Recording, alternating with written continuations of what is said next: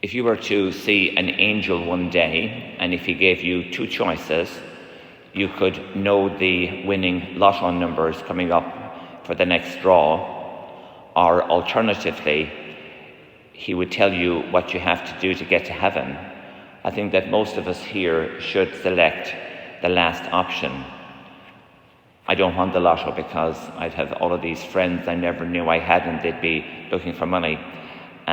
Much better to know what I have to do to get eternal life with God in heaven.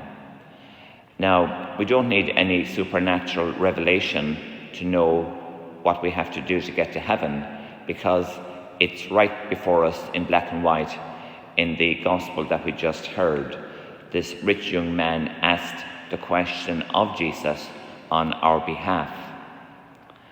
And the first thing that we have to do is we have to keep the commandments. Now, we think that we're very modern and we're very sophisticated, and the 10 Commandments were for more primitive people, but wrong answer. The 10 Commandments are binding on believers until the end of time. And Jesus gave a representative sample of the 10 Commandments. You shall not kill.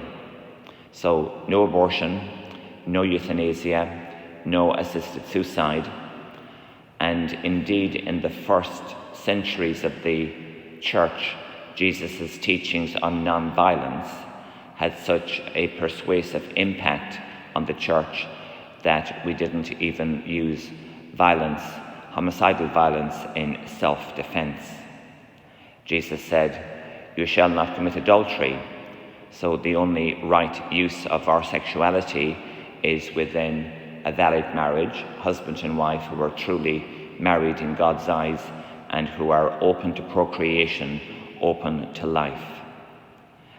The next one is, you shall not steal. You shall not take that which you're not entitled to. You shall not bear false witness, no lies.